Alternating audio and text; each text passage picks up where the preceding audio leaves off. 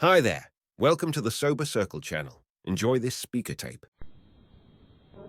You've been a good audience, and you're going to hear a fantastic guy, a former delegate, a Texan. The only thing I ever did in Texas was serve in the Army. I give you Dave A. Thank you, Fred. You say you came off a Skid Row 25 years ago. Well, with that long hair and that horse blanket you're wearing, you look like you're sober, but you still haven't left it yet. Hi, everybody. My name is David A., and I am an alcoholic. And only because of God's grace through the miracle of Alcoholics Anonymous, I'm sober this morning, this day, and for this I am thankful. And my role this morning will be just simply a series of yarns or stories which cluster around the preparation of the good old book, Alcoholics Anonymous. And we'll have a lot of fun. And for those of you who may be new in Alcoholics Anonymous or old, and you're wondering what those two pictures are up there, they happen to be of our co-founder. Dr. Bob, he was born looking that way, and Bill over here. Two beautiful men. We'll talk a lot about them. Now, the talking about writing a book first started in the living room of Dr. Bob and Ann Smith, and then Bill had landed in Akron in the summer of 1935. A little group called Hold, and Bill helped Dr. Bob briefly with it, and then Dr. Bob went on to found the first AA group in the world. As it was with new groups, as always in those days, it was nearly all failure, but now and then, somebody would see the light, somebody would get sober, and there was progress. And so Bill, after a while, went back to New York, and he was fortified with a little experience working with Dr. Bob and forming the first group. And the group was started in New York, and by the time 1937 rolled around, AA had spread into Cleveland, began to move south from New York, but it was still in those years, more or less, flying blind. A flickering candle indeed, that at any moment could be snuffed out. And so on the late fall afternoon in 1937 in Akron, Dr. Bob and Bill were talking together in Dr. Bob's living room, and they began to count sober noses. How many drunks had stayed dry in Akron, in New York, and maybe a few in Cleveland?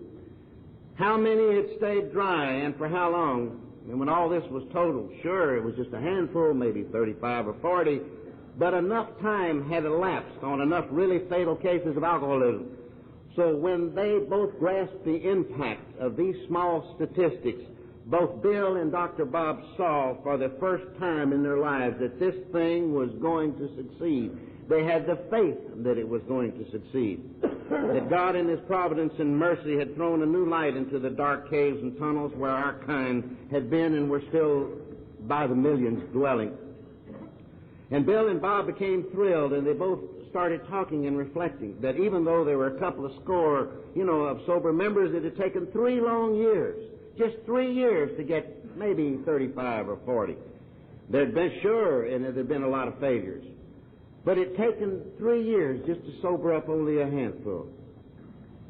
Now, how could this handful carry its message to all of those who still didn't know? And after all, not all the drunks in the world could come to Akron and to New York. And how could the drunks that were sober transmit the message to the drunks still drinking?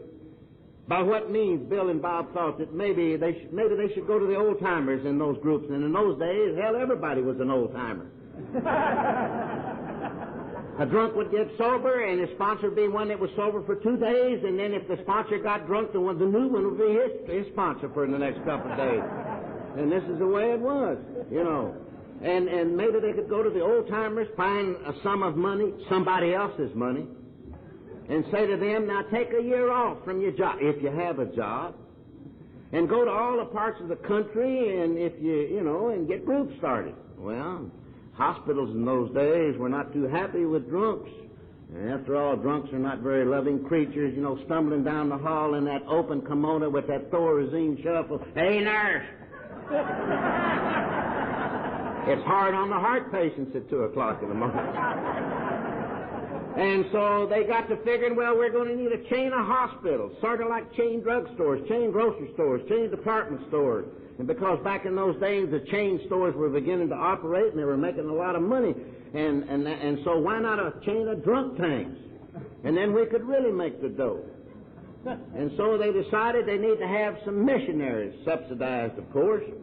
A chain of drunk tanks, subsidized, of course. And Bill, being a Wall Street promoter, was far more insistent about those two things than Dr. Bob.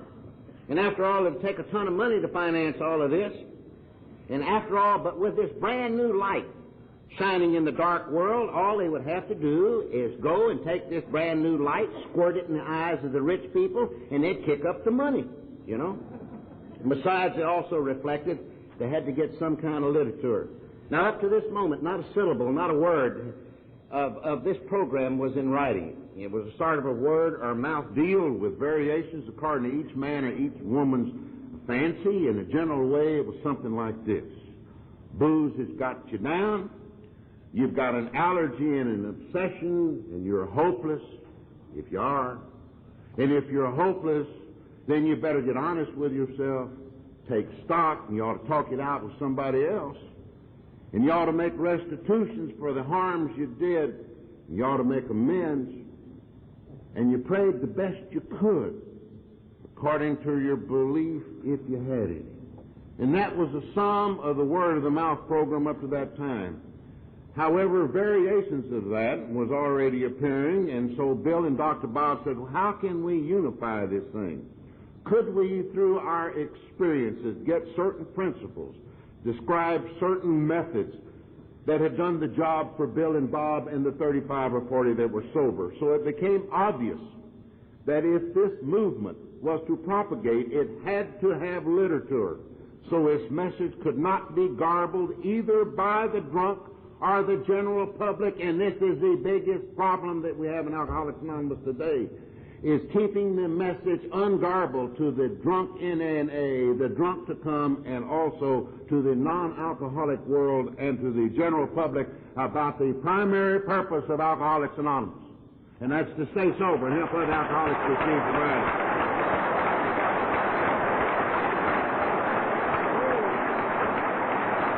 That is the sole purpose of our literature, and you'll see in a few minutes how it got involved, though they had a lot of fun in doing it. And so Bill got to thinking, missionaries, subsidized, of course, with somebody else's money, a chain of drunk tanks, subsidized with somebody else's money, and a book. And even at that early date, both Bill and Dr. Bob began to learn that they were not the government of Alcoholics Anonymous. And Bob, perhaps more than Bill, already realized that the conscience of the group, the opinion of the group, when it was an informed opinion and in the group's best interest, could be far better than both the opinion of both Bill and Dr. Bob. And so both of them thought they better go consult some people. And so a non-alcoholic by the name of T. Henry Williams and his wife left the Akron bunch, used their home for a meeting. And so a meeting was called to the Akron bunch, and that is those who had been sober any length of time. And they managed to scrape up about 18 drunks that were sober. And Bill and Bob told them that they were within sight of success and that they thought that this deal would go on and on and on and on and on. And that a new light was shining in the dark world, and how could this light be transmitted without being distorted and garbled? And at this point, the meeting was turned over to Bill. And Bill being a salesman, and Bill being a con artist, and Bill being a promoter and a pretty good cheater, he set right out to work on them drunk tanks and subsidies for the missionaries, and he touched very little on the book. Well, and the group conscience, which consisted of 18 men, good and true, were damn skeptical about the whole deal. And almost with one voice, they all shouted, "Let's keep it simple. This is going to bring money in this thing. This is going to create a professional class. We'll all be ruined." Bill countered by admitting, well, your arguments had merit, but he also reminded them that alcoholics were dying like flies. And there were 20 million in the world, you know, and 6 million in Canada. And how were they going to carry the message to others? You know? And he reminded them, you know, that they had to take some kind of chances. We can't keep it so simple that it becomes an anarchy and thus gets complicated. We can't keep it so simple that it won't propagate itself. And that we have to have a lot of money to do these things. And after Bill had exerted his conning to the utmost, they finally got a vote in that meeting, and a close vote at that by a majority of about 2 or 3. And the meeting then said to Bill, with some reluctance, well, if we need a lot of dough, you better go back to New York where there's plenty of it and you raise it.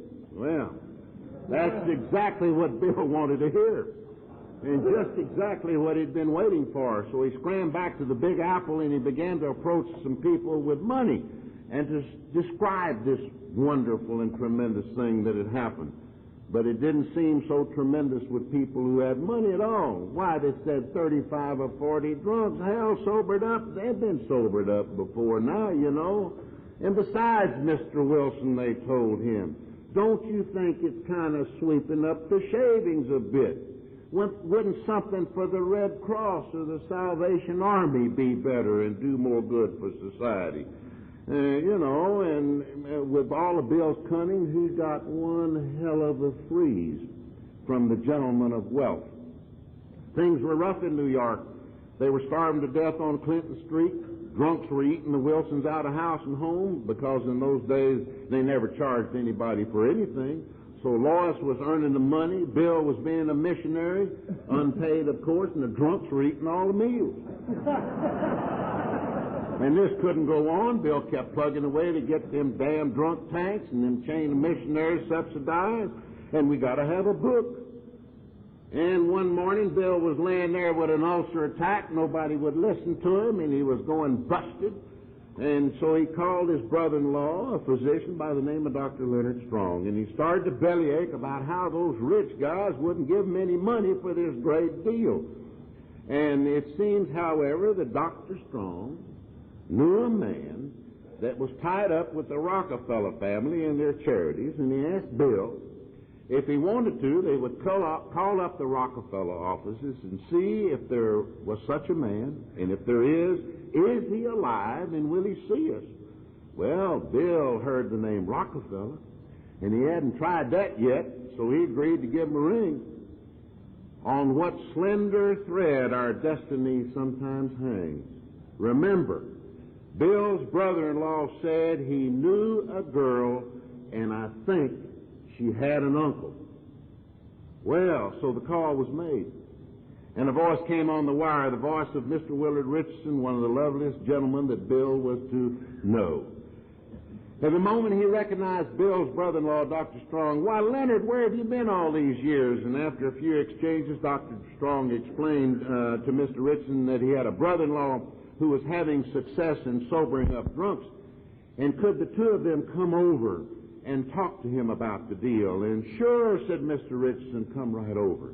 And so they went over to the Rockefeller Plaza, went right into Mr. Rockefeller's personal offices to see Mr. Richardson. And after meeting Mr. Richardson, Bill sat down and told him about their exciting discovery, this terrific cure for alcoholism that had just hit the world, how it works, and what they had done. And this was the first receptive man with access to money, our money, and above all, perhaps Mr. Rockefeller's best personal friend at that time. So he said, why, yes, I'm very much interested in what you're trying to do. Then he asked Bill to have lunch with him, and for a rising promoter, you know, man, this is getting next to the dough, you know. Things were looking up. And then during lunch, they go over the deal again. And after lunch, Mr. Richardson asked Bill if he would like to have a larger meeting with some of Mr. Rockefeller's personal friends and some of Mr. Richardson's friends. He says there's Frank Amos in the advertising business, and he was on the committee that recommended that now we're talking about John D. Rockefeller Jr. John D. Rockefeller Jr. They used to call him Junior. He was the one, Mr. Amos, to get Junior to drop the prohibition business that the Rockefellers were getting involved in. And then there was Mr. Leroy Chipman. He looked after Mr. Rockefeller's real estate. And then Mr. Scott, chairman of the board of the Riverside Church, and a number of people like that. And that he believed that they would like to hear the story. And so on a winter's night, a meeting was held in late 1937, called in post haste for this meeting, a couple of drunks, and Dr. Bob from Akron. Bill came in with a New York bunch, 4 or 5 drunks. The meeting was held in Mr. Rockefeller's personal boardroom, and Bill really got excited when he was told that he was sitting in a chair just vacated by Mr. Rockefeller, and he could just feel the money coming right up to his pocket.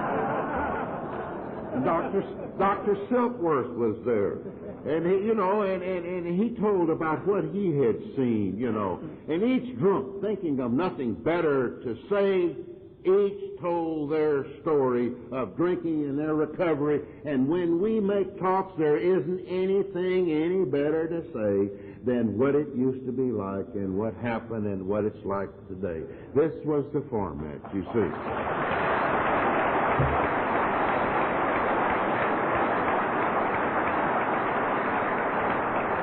And after seeing that these new friends were, were interested, Bill started putting a big touch on, man, by bringing the subject up of drunk tanks, subsidized with their money, subsidized missionaries, their money, and the mention of a book or literature.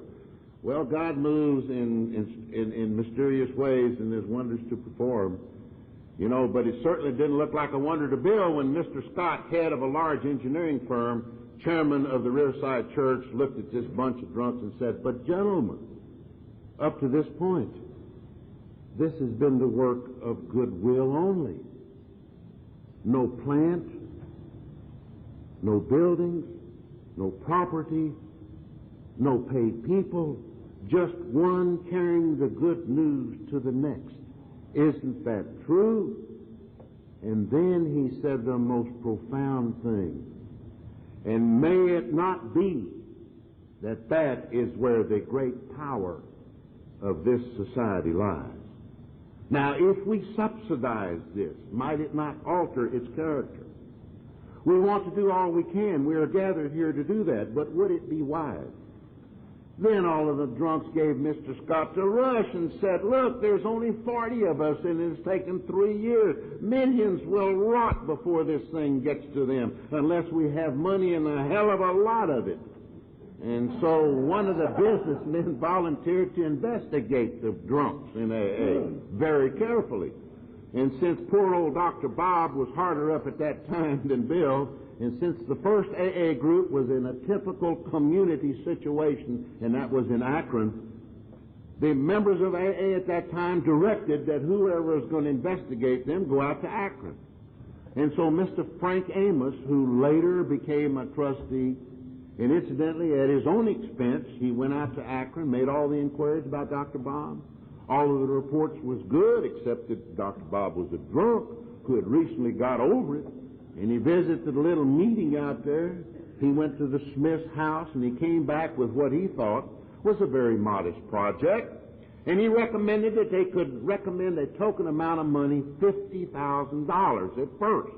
That would clear off the mortgage on the Smith home, would get the drunks in Akron a little rehabilitation place, put Dr. Bob in charge, subsidize a few of the missionaries, and maybe they could get a book or some literature.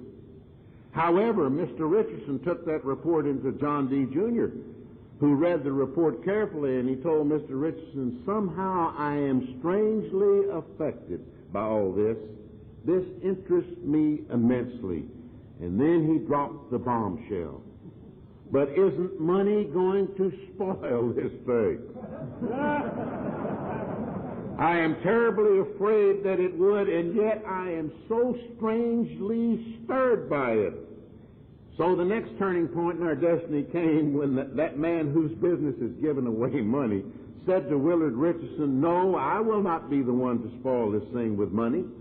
You say these men who are heading it up are strapped financially. I'll put $5,000 in the Riverside Church treasury.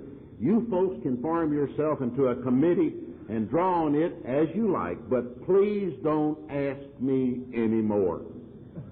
But I want to hear what goes on." Well, the $50,000 by this time had shrunk to $5,000. The drunks then raised the mortgage on Dr. Bob's house for about $3,000. That left $2,000, and Bill and Dr. Bob started eating away on that. What would they do now? Well, they had more meetings with their newfound friends, Amos, Richardson, Scott, Chipman, and those fellows who stuck with the drunks from then on. In spite of Mr. Rockefeller's advice, the drunks finally again convinced their new friends that they needed to have the money and that this thing needed to have a lot of money. So one of them proposed that they form a foundation, something like the Rockefeller Foundation. Now, that'd be pretty good. And one of them got a free lawyer from Elihu Root's firm who was interested in this thing. And the drunks asked him to draw up an agreement of trust, a charter for something to be called the Alcoholic Foundation. Now, why they picked that name, even Bill didn't know. They didn't know whether the foundation was alcoholic or the alcoholics were in the foundation. They didn't know.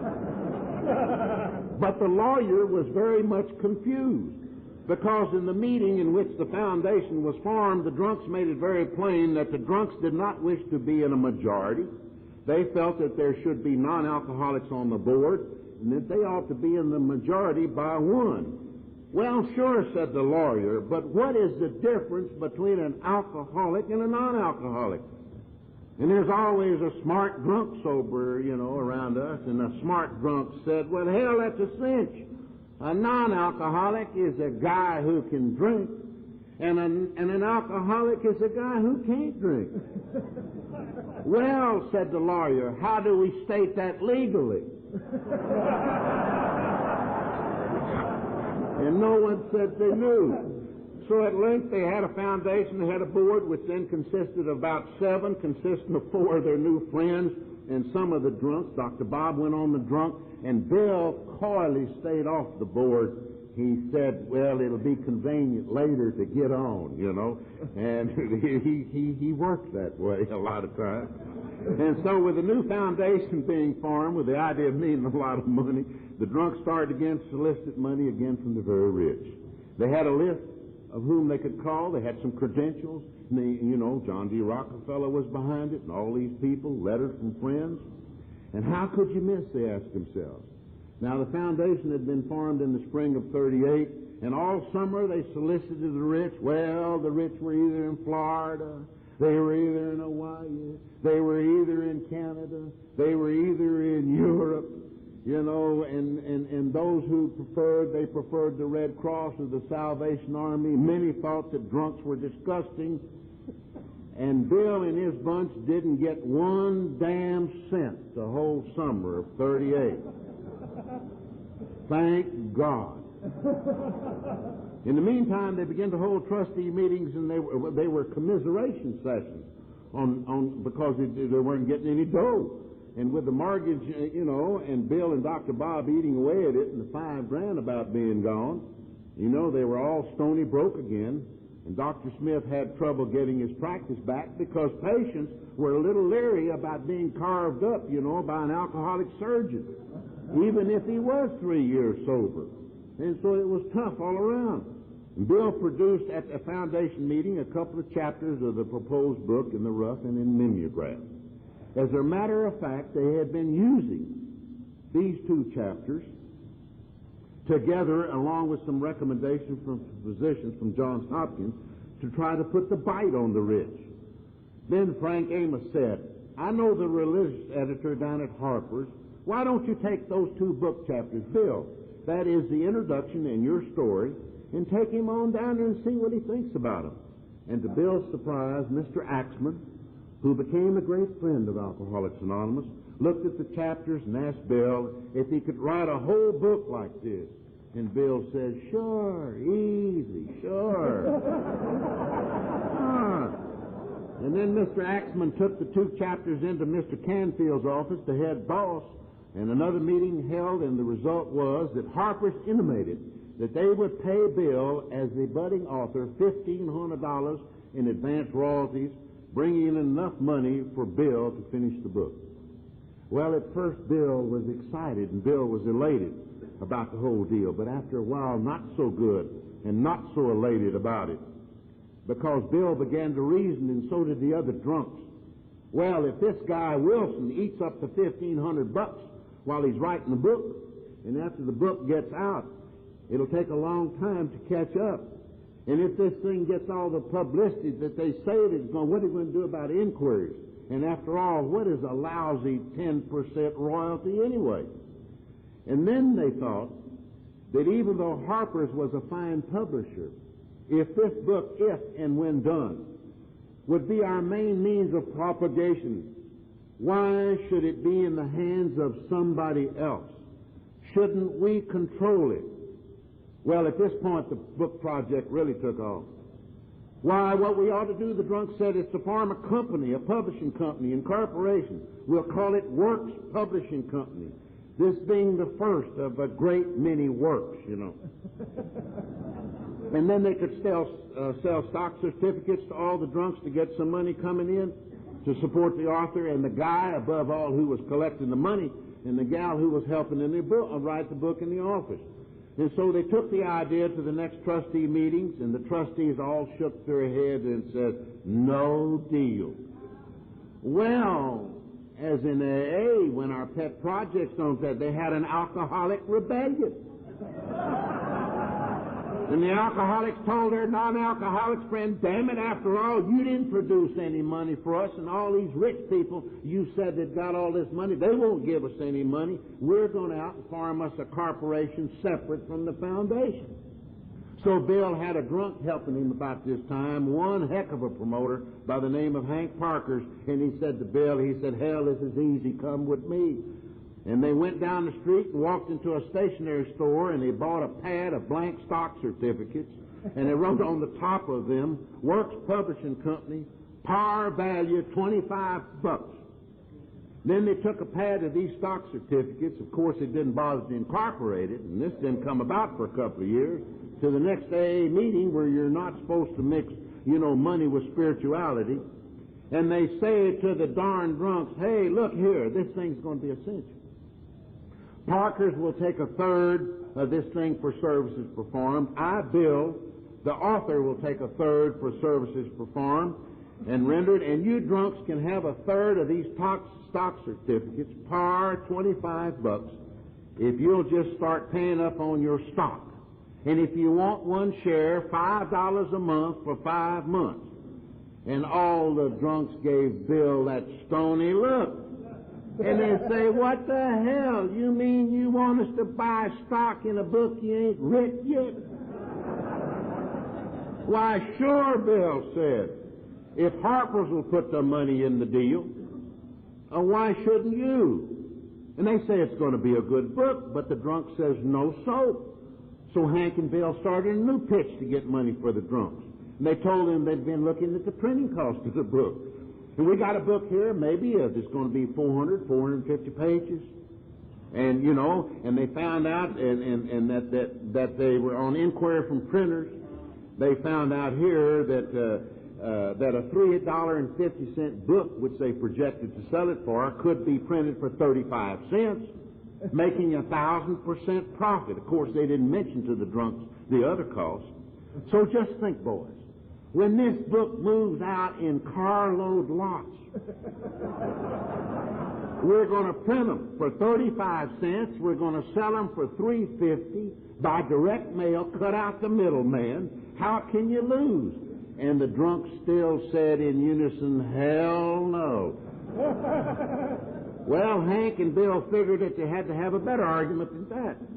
How are we going to convince the drunks that we'll move these books out in carload lots? This is what we need. We've got to convince them that we're going to move the deal. So, and make millions of dollars. So they get the idea to run up to Reader's Digest. So they get an appointment with Mr. Payne, the managing editor, and excitingly told him the exciting story of this budding society and the book that they were going to put out. And they dwelled naturally on the friendship of they used Mr. Rockefeller's name everywhere. Mr. Rockefeller and Harry Emerson Fosdick, and all of these names. And the society was about to publish, as I said, a textbook. Would this not be a matter of tremendous interest to the Reader's Digest? Of course, the drunks were thinking, to hell with the Reader's Digest, because the Reader's Digest at that time had a 12 million circulation. And all they said, would you, Mr. Payne, would just give us a free blurb? Just think, 12 million people are going to read about this thing. Well, Mr. Payne liked the idea. And he asked Bill when the projected book would be finished.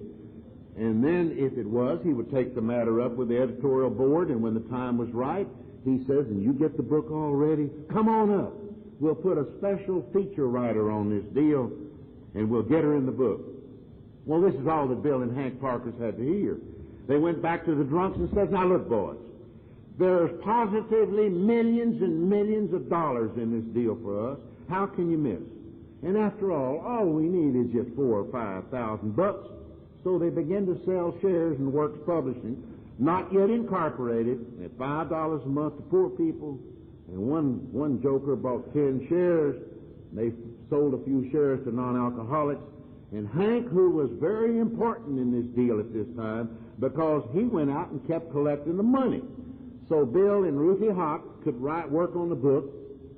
Lois would have some groceries, although she was still working in the department store. And so the preparation started. Some more chapters were written, and they went into AA meetings in New York with these chapters in the rough. And the drunk started chewing the chapters apart.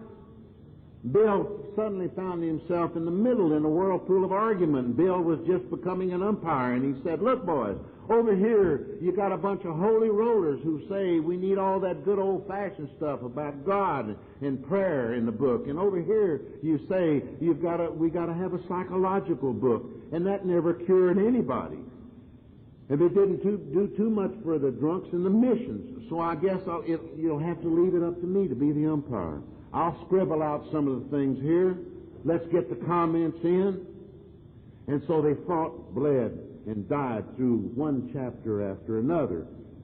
Then they sent them out to Akron in the meantime for their comments and approval. And once again, terrific hassles developed on what should go in the book. Meanwhile, drunks were set to writing their stories, which were to go in the back of the book, because and then came the night when they got to chapter 5. Because here is the point in the book where the book had to say what this deal is all about and how this deal works. Well, as I said earlier, it was originally a 6-step program. And one night Bill was laying in his bed trying to think of what chapter 5 would be all about. Then the idea came to Bill that we need a definite statement, concrete principles, that these drunks cannot wiggle out. There can't be any wiggling out at all of this deal. And this 6-step program had 2 big gaps in it. Moreover, if this book goes out to distant readers, they have to have an absolute, explicit program by which to go by. And while Bill was thinking these things over, and meanwhile he carried a lot of resentments because he was mad as hell at the drunks, they weren't paying up on the stock. And about this time, a drunk brought a fresh, sobered-up drunk in there, and they got to asking Bill what he was doing, and they didn't like what he was doing, and they had one hell of an argument, and he run him off, and Bill had one of his ulcer attacks, and finally, he just said, "Oh, to hell with it," and he went to bed. And there on the bed was a pad of paper and a pencil, and he said to himself, well, I have to break this thing up into small pieces, and he started writing, trying to bust it up in little pieces. And when he got the pieces set down, he put numbers on them and was agreeably surprised when it came out at 12. And then he noticed one thing, however, that instead of leaving the God idea until the last, as it was in the 6-step program, he got it right up front. But he didn't pay too much attention to it, and he thought it looked pretty good. By the next time the next meeting came along, Bill had gone beyond the steps, trying to amplify them in the rest of the chapter 5. And then he took the steps in that chapter into the meeting, and all hell broke loose. And the drunk says, what are you trying to do? Ruin our program and change our program? What's the matter with you? This thing is overloaded with God. What about this and that? You got the drunks on their knees. Stand them up. Get them off of their knees. And a lot of these drunks are scared. They don't want to be God-bit. Let's take God out of it entirely. But sure, and such were the arguments, and they were many, and they were bad, and they were ugly. But out of that terrific hassle about the 12 steps did come a 10 strike. That argument caused the introduction of the phrase, which has been a lifesaver for thousands, and hundreds of thousands of us in Alcoholics Anonymous, which by Bill's words, something not of his own doing, Bill, because you see, Bill was still on the pious side then. He was still suffering from his big hot flash. But the thing that came out of it, the thing that made Alcoholics a great thing, the idea of what? God as we understand Him, came out of that perfectly ferocious, terrible argument. And that was put in the steps. And little by little, the book ground down. Little by little, the drunks put in the money, and the office was kept open over in Newark. And the money was low at times. And little Ruthie Hawk worked for no pay, but she was given. But when any time to come around to pay her, all they did was go to the stock pad, tear off a sheet of it, write par 25, give it to her, say, "Here's another week's pay," you know. And that's how they paid her. In January of '39, when somebody said, "Why don't we test this thing out with a pre-publication copy, a monolithic deal, you know. And we're going to try it out on the doctor, the preacher, the Catholic Committee on Publications, psychiatrists, policemen, fishwives, housewives, drunks, everybody, just to see if we have anything that goes against the brain, any place. And also to see if we can get some better ideas. And so at considerable expense for them, a pre-publication copy was made. Comments came back, many very helpful. And it went to the Catholic Committee on Publications in New York, and at that time, in New York, they had only one Catholic member to take it there, and he'd just gotten out of the nut house, and he had nothing to do with the preparation of the book, and to their great surprise, it was well received, and so the book, and they were impressed, and so the book passed muster. Somehow the stories came in, somehow the galleys were gotten together, they got up the printing contract, but the drunks weren't paying up. And so Bill went to see Colonel Charlie Towns. And Colonel Towns believed in the drunks mightily, so they put the slug on him for $2,500. But Charlie Towns says, "I don't want none of your damn phony stock. You give me a promissory note." And they made him sign it on the book, not yet written. Well, the $2,500 was rooted around the Alcoholic Foundation so it could be a tax exempt. And in those 6 months with the office and supporting 3 people, they'd already blown $6,000. And the till was getting low again, and still they had to get it printed. So they went to Cornwell Press, the largest printer in the world at that time, and asked about printing. And they said they would be glad to do it. And then they asked how many books they wanted. Well, they gave them the same old pitch about being a small membership, but that the Reader's Digest was going to write a tremendous piece of article with its 12 million, subscribers, and then after all, we come with good credentials. We've got John D. Rockefeller Jr., we've got Harry Emerson Fosdick, we've got all of these people, but it was hard to estimate how many we need. But they assured the printer that they would go out in carload lots. And the printer was none other than Mr. Blackwell, one of our greatest friends. Then Mr. Blackwell says, "Well, boys, how much of a down payment are you going to make? And how many books would you like?" And they said, "Well, let's print 5,000 to start with." And Mr. Blackwell said, "Well, what are you going to use for money?" And he was told not very much. Maybe a few hundred on account. But they reminded him, "But remember, we're traveling in good company." And so Mr. Blackwell started printing the 5,000 books, and if I'm not mistaken, they paid actually 10 cents down on each book that was printed. That's what they gave him, 10 cents per book. That was the front money. Then all of a sudden they thought of the Reader's Digest, so they run back up to the Reader's Digest, and they walk in on Mr. Payne, and they said, "We're ready to shoot." Mr. Payne says, "Shoot what?" And he says, "Oh, yes, I remember you, Mr. Wilson and Mr. Parkers, when you were up here last fall. I told you that the Reader's Digest would be interested in this new work, in this new book. But right after you were here, I consulted with our editorial board, and to my great surprise, they thought it was too much controversial. They didn't like the idea at all, and I just simply forgot to tell you." Well, here Bill and Hank had the drunks with 4,000 or 5,000 in it, Charlie Towns hooked for 2,500 on a cuff, and the printer maybe and he hooked, and maybe with $500 left in the bank. What now?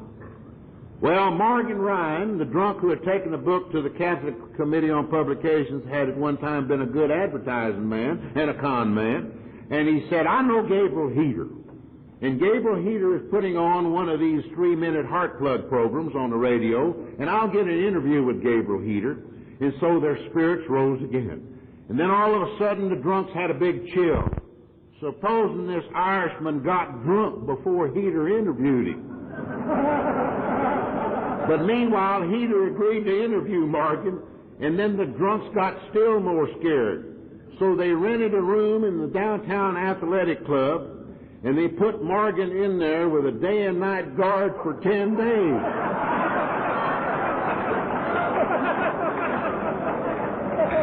And meanwhile, the spirits were rising. We're going to get on the radio.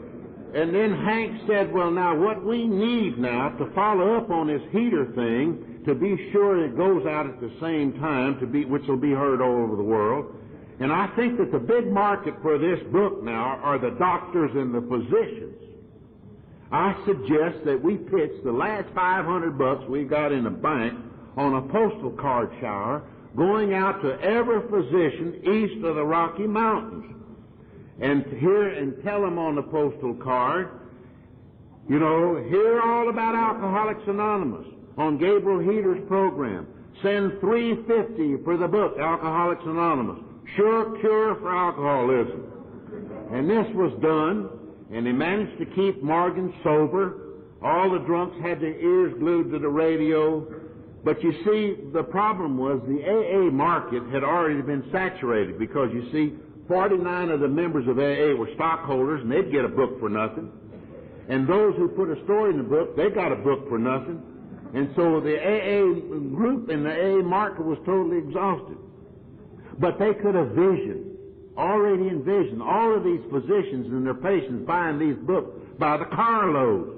Morgan is interviewed by Heater. Heater pulls out all the stops, and the drunks couldn't wait to get down to old post office box 658 Church Street Annex. The address printed in the back of the old book. However, they hung to it for about 2 or 3 days and finally couldn't stand it any longer. And then Hank and Ruthie and Bill went over and they looked in box 658, and it wasn't a regular lock-top box. It had a little glass in it. You looked in it, and they looked in there, and all they could see was just a few of these postcards. And Bill had a terrific sinking spell. But Hank, the promoter, says, wait, Bill, wait a minute. They can't put all that stuff in that little old box. Why, they've got mail bags full of that stuff.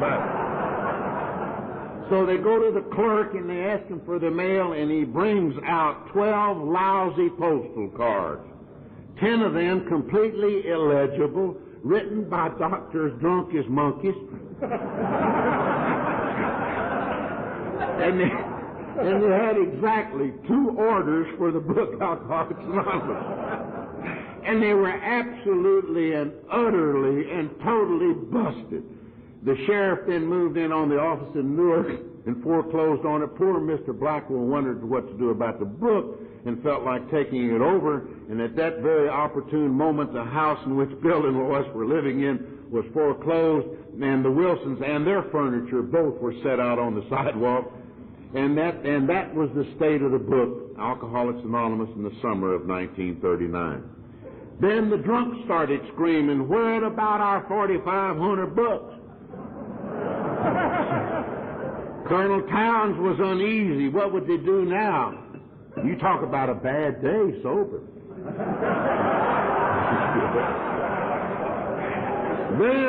So the drunks started shopping around from one magazine to another. Nobody bit. And it looked like the whole deal was going down the drain. However, one of the boys in New York who was a little prosperous at the time in the clothing business by the name of Bert Taylor saved him. Bill went to see him, and he told him, look, there's a promise of an article in the Liberty magazine, but it wouldn't come out until next September, to be called Alcoholics and God, to be printed by Fulton Alsler, the then editor, and we need $1,000 just to tide us over for the summer. Bert said, I don't have the money, but I have a friend in Baltimore And Mr. Cochran, he's connected with the wet and dry forces. And Bill says, well, I don't know about this wet and dry forces. And Bert said, hell, Bill, you're not going to be fussy where you get that grand, are you? You know, after all, he's a customer of mine. I sell him pants. Let's call him up. So Bert gets on the horn and he tells him, you know, Mr. Cochran, from time to time I've been telling you about this fellowship, this alcoholic fellowship that I'm a member of. And Mr. Cochran, we've just come out with a magnificent new textbook, Sure Cure for Alcoholism. And it's something that we believe that every public library in every city and hamlet in the United States should have one. And the retail price of this book is $3.50. But if you'll just buy a couple of thousand and put them in all the large public libraries, of course we'll sell it to you for a considerable discount. And Mr. Cochran didn't buy that deal. Then Bert told him that some publicity about this book will come out in the fall, but in the meantime, he says, we need $1,000 to tide us over the summer. Would you loan the Works Publishing Company $1,000? Well, Mr. Cochran said, what does the Works Publishing Company's balance sheet look like? And when they told him, he said, no, thanks. And then Bert asked, why, Mr. Cochran, would you loan me the $1,000 on the credit of my business? Mr. Cochran said, why, sure, Bert. Just send down your note. So Bert hocked his business. A year or two later, it was to go broke anyway. And that saved the book, Alcoholics Anonymous. And you see, that lasted until the Liberty article came out. 800 inquiries came in as a result of that. They moved a few books, barely squeaked through the year 1939, but by all this time, nothing was heard from Mr. Rockefeller. Meanwhile, foundation meeting after foundation meeting was held. Too bad, they kept saying, we're having such a hard time, but no money.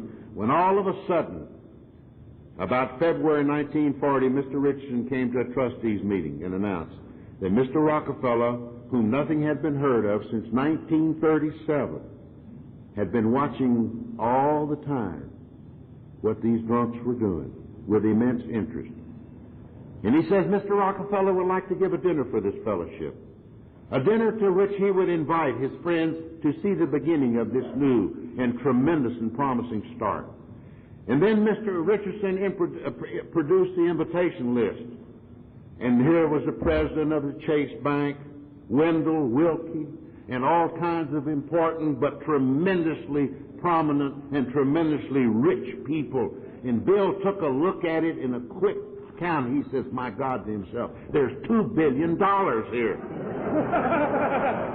And the dinner came, and they got Harry Emerson Fosdick to review the AA book, and he gave him a wonderful plug. Foster Kennedy came and spoke on the medical attitude as he had seen a hopeless gal called Marty M. recover one of his patients. Bill got up and talked about the life among the anonymi, and the bankers, 75 strong, all sat with the drunks at the table, you know. Well, the bankers had come as a sort of a command performance because they were a little suspicious. They thought that, well, maybe this is another one of John Deal's prohibition things.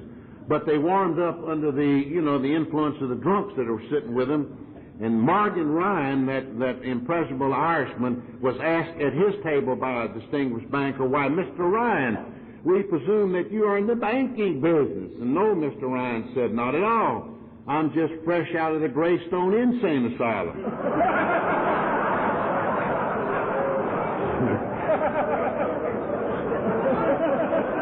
That's what you call live and let live, you know. But unfortunately, Mr. Rockefeller couldn't get to the dinner, and he was quite ill, so he sent his son, a wonderful man, Nelson Rockefeller, in his place. And after the show was over with, and all the drunks got ready, man, to put on that big bite, Nelson got up and, speaking for his father, said, my father sends word that he is so sorry that he cannot be here tonight, but so glad that many of his friends are here. And they can see the beginning of this great and wonderful thing, and something Nelson Rockefeller said that has affected his father's life more than anything else. A stupendous plug that was. Then said Nelson Rockefeller, but fortunately, gentlemen, this is the work that proceeds on goodwill it requires no money. Whereupon the $2 billion got up and walked out. Again, the hand of providence intervened, because right after the dinner, Mr. Rockefeller asked that the talks be published in a pamphlet, and he approached the rather defunct Works Publishing Company and said he would like to buy 400 books of the and to send to all of the bankers who had come to the dinner and all who had not. And seeing that this was for a good purpose, the Works Publishing Company let him have the books cheap. He bought them cheaper than anybody else since. They sold 400 books to John D. Jr. for $1 apiece. And with the books and pamphlets, he also sent, get this, a personally written letter and signed every one of them himself to every one of them. And in this letter, he again recited how glad he was that his friends had been able to see this great beginning of what he thought would be a wonderful thing, how deeply it had affected him. And he said, however, fortunately, this is a work of goodwill. It needs little, if any, money, perhaps a slight amount of temporary help, and I am giving these good people $1,000. Well, when the bankers got their letters and they received Mr. Rockefeller, they said, after all, John D. Jr. with all his money, and I'm only worth a few million, I'll just send him $10 or $5, you know. The one who had an alcoholic relative sent 300. So in all told, as a result of that dinner, they got together $3,000, which was the first outside contribution to the Alcoholic Foundation.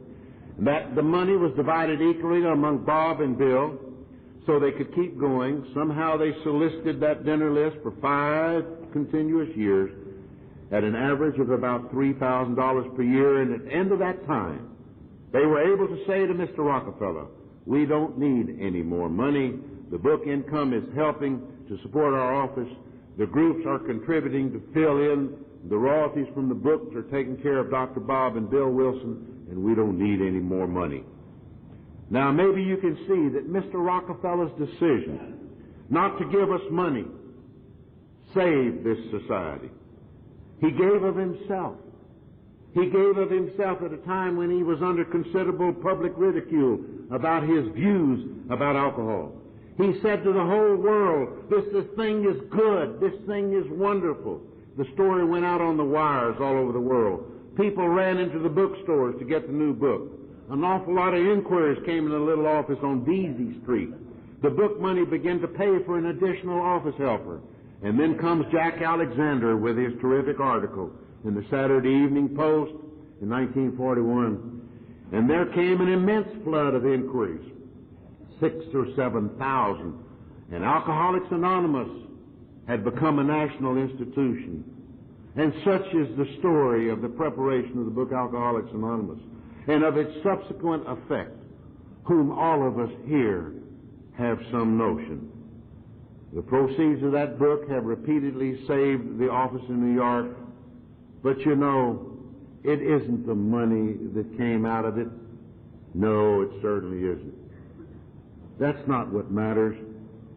It is the message that this book carries within it. A message that has transcended the mountains and the seas, and even at this moment lighting candles in dark caverns and in distant lands. God bless each and every one of you, and thank you so much.